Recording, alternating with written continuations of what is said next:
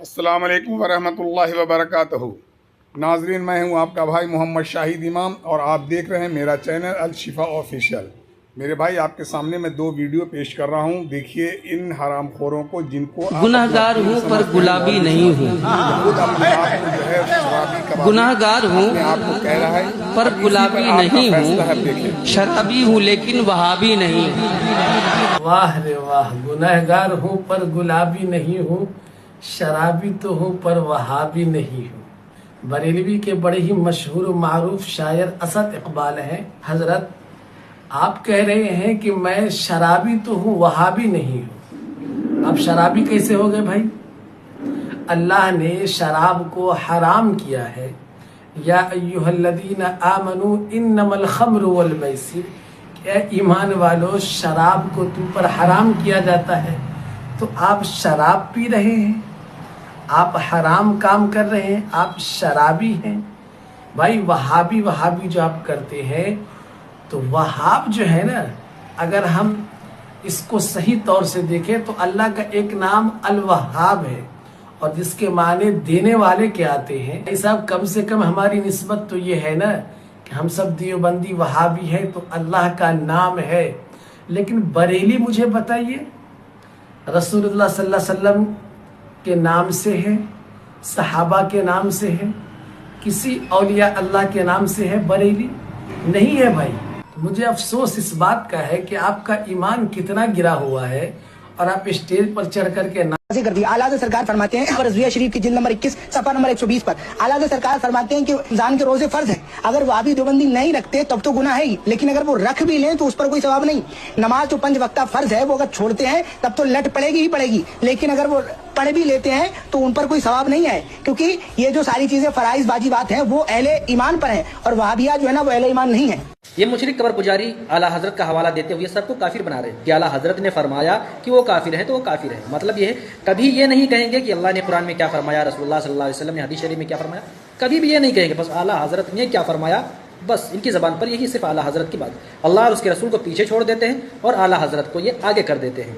हत्ता कि आला हजरत की अंधभक्ति में ये इतना उतर आए हैं कि अब आला हजरत को अपना नबी मानने लगे। आप खुद सुन लीजिए। चलिए ये बताइए, आप हम सब किस नबी की उम्मत में हैं? आला हज़रत साहब के हैं हम तो। आला हज़रत साहब, आला हजरत साहब की उम्मत में हैं। तो ये बताइए, आप हम सब किस नबी की उम्मत में हैं? आला हज़रत साहब के हैं हम तो। आला हज़रत साहब, आला हजरत साहब की उम्मत में हैं। नाजरीन, आपने इस दोनों वीडियो का मुलाजा फरमाया, दोनों वीडियो को सुना और दोनों वीडियो को सुनकर आप कुछ समझ तो गए होंगे। और अगर नहीं समझे होंगे तो मैं फिर यही समझूंगा कि सही मानों में आप भी TTS के अंधभक्त हैं। अगर समझ में आ गई तब तो ठीक है, आप ईमान वाले हैं। मेरे भाई, ये दोनों अंधभक्तों को देखिए, एक तो अपने आप को शराबी भी कह रहा है, कबाबी कह रहा है और वहाबी कह रहा है, पता नहीं उल्टा पुल्टा क्या बकवास कर रहा है। यानी अपने आप को वो ये कह रहा है कि मैं शराबी हूँ, जिसको अल्लाह ने हराम कर रखा है। वो कह रहा है कि मैं गलत काम करता हूँ, मैं गलत हूँ, मैं ये काम गलत करता हूँ, लेकिन वहाबी नहीं हूँ। अल्लाह का शुक्र है कि वहाबी देवबंदी कम से कम ये तो हैं कि वो शराबी नहीं हैं, कबाबी नहीं हैं, और अल्लाह के रसूल नबी करीम सल्लल्लाहु अलैहि वसल्लम की सही तालीमात पे अपनी ज़िंदगी गुजारने वाले हैं, सुन्नतों पे ज़िंदगी गुजारने वाले हैं।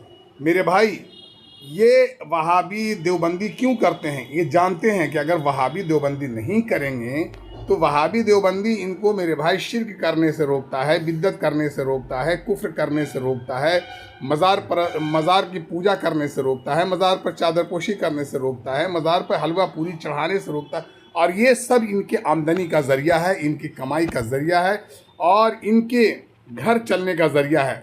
अगर ये बंद हो जाए तो पता ये चला कि कल ये कटोरा लेके मस्जिद के आगे खड़े रहेंगे भीख मांगने के लिए, क्योंकि इनके पास कोई और दूसरी चीज़ नहीं है। और ये सब जाहिल हैं, इनका कोई भी, इनका पता करिए कि कहाँ से ये फारिग हुए हैं, किस मौलवी ने इनको ये चीज़ पढ़ाया। मेरे भाई, बस 2-4 बात बोलने लगे आहिस्ता आहिस्ता। इनकी ग्रुप है, इनका जो है एक बहुत बड़ा इदारा है, जहाँ से यही सिखाया जाता है कि तुम जाहिलों के बीच में जाओ, जाहिलों को बेवकूफ़ बनाओ, जाहिलों को बस देवबंदी बरेलवी करते रहो। मेरे भाई, इनके पास ये नहीं है कि तुम स्टेज पर जाओ और आवाम को ये बताओ कि आवाम, जो हम ये ज़िंदगी गुजार रहे हैं, ये मेरी ज़िंदगी नहीं है। अल्लाह रब्बुल इज़्ज़त ने हमें इस दुनिया में ऐसी ज़िंदगी गुजारने के लिए नहीं भेजा। हमें भेजा है इबादत करने के लिए, नबी करीम सल्लल्लाहु अलैहि वसल्लम से सच्ची मोहब्बत करने के लिए, नबी पाक सल्लल्लाहु अलैहि वसल्लम के तरीक़े पर ज़िंदगी गुजारने के लिए, नबी पाक सल्लल्लाहु अलैहि वसल्लम के बताए हुए रास्ते पर चलने के लिए हमें अल्लाह ने भेजा है कि अल्लाह को नाराज़ नहीं करना। अल्लाह जिस चीज़ से नाराज़ होता है उससे हमें बचना है, और अल्लाह जिससे खुश होता है हमें वो काम करना है। वो तरीक़ा मेरे नबी करीम सल्लल्लाहु अलैहि वसल्लम ने बताया, और अल्लाह रब्बुल इज़्ज़त ने रहनुमाई के लिए कुरान भी भेजा, और उसी कुरान के बदले अल्लाह के रसूल नबी करीम सल्लल्लाहु अलैहि वसल्लम ने हदीसें बयान की, और सारी हदीसें हमारे सामने हैं। लेकिन इन बेहूदों को, बेशर्मों को, कमीनों को, कब्र परस्तों को, बुत परस्तों को, चादर परस्तों को, मुर्गा मुसल्लम खाने वालों को और लोगों को बेवकूफ़ बनाने वालों को, इनके पास इसके सिवा और कुछ भी नहीं है कि लोगों को बस ऐसी बात कहते रहो। अब अगर आपसे कोई सवाल करे तो उनको गालियाँ बको।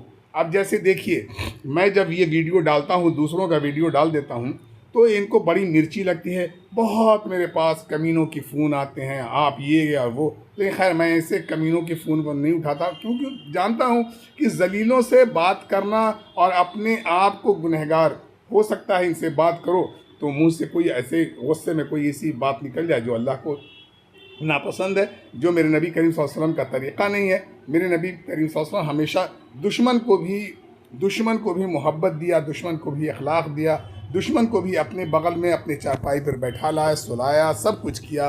दुश्मनों के गंदगियों को आपने अपने दस्ते मुबारक से गंदगियों को साफ़ तक किया, पानी तक डाला, सब कुछ किया आपने, क्योंकि आपने दुनिया को दिखलाया कि इखलाक मोहब्बत क्या चीज़ है।